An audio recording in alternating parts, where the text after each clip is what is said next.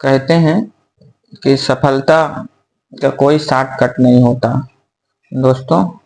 Right attitude plus specific skill plus golden rules philosophy characters is equal to complete success.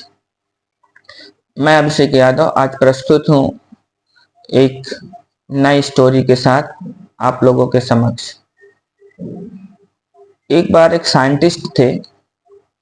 Scientist जो है अपने प्रयोगशाला में हमेशा प्रयोग करते थे, तो उन्होंने दो तोते पाल रखे थे, पैरेट। दोनों तोते उनके प्रयोगशाला में हमेशा रहा करते थे और रहते रहते रहते रहते रहते रहते वो भी सारे प्रयोग सीख गए, सारा इन्वेंशन सीख गए। और एक दिन साइंटिस्ट वृद्ध हो गए। उनकी वृद्धा अवस्था में उनके आगे पीछे कोई ना था, तो उनकी एक दिन मौत हो गई। तो लोगों ने, आसपास पड़ोस के लोगों ने उनका जो है अंत्येष्टि करने के लिए जो है तैयार हुए और उनकी सारी फ्यूनरल सेरेमनी कर दिया गया। उसके उपरांत दोस्तों अब दो तोते बचे। अब उन तोतों को क्या किया जाए, क्योंकि उनकी रखवाली करने के लिए भी कोई नहीं था। तो फिर पड़ोसियों ने ये डिसाइड किया कि इन तोतों को जो है इसी बगल की खिड़की में से पेड़ पर छोड़ दिया जाए। उन्होंने खिड़की से उन दोनों तोतों को पेड़ पर बैठाल दिया। जैसे पेड़ पर बैठाला, थोड़ी देर के बाद एक और तोता आया उड़ करके कहीं से, देसी तोता। तो वो देसी तोता को उन तोतों ने देखा, बोला hello how are you, you know that the things. तो उस देसी तोता ने बोला अरे ये तो अंग्रेजी बोलते हैं, मुझे तो अंग्रेजी आती नहीं।